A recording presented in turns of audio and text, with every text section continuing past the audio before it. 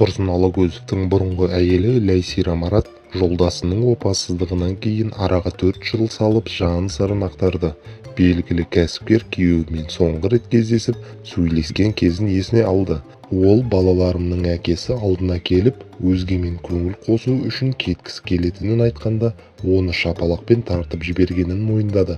Ләйсира Мараттың сөзінше, күллі Қазақстанды дүр сілкіндірген оқиға орын алған күні Тұрсын үйге келіп, оған бар шындықты айтқан. Алагөзов әуежайдан келген бойында әйеліне ажырасқысы келетінін хабарлапты.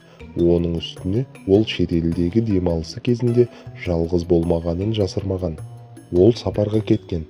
Бірнеше күн бойы болмады. Мен оған телефон арқылы өз шешімімді айтып қойғанмын. Маған оның қайда, кіммен қалай жүргені бәрібір болды. Мен оның өзіне де, балаларға да ажырасуға арыз беретінімді хабарладым. Қайтып келген бойда ол демалыста жалғыз болмағанын айтып, кеткісі келетінін жеткізді. Мен бетінен шапалақпен тартып жібердім. Ол уақытта жұмысқа кетіп бара жатқанмын. Мен оған киімдеріңді жинап кете бер дедім. Бұл соңғы сөйлесуіміз болды. Содан кейін Тұрсын екеуміз сөйлеспедік те, дейді Ләйсира Марат.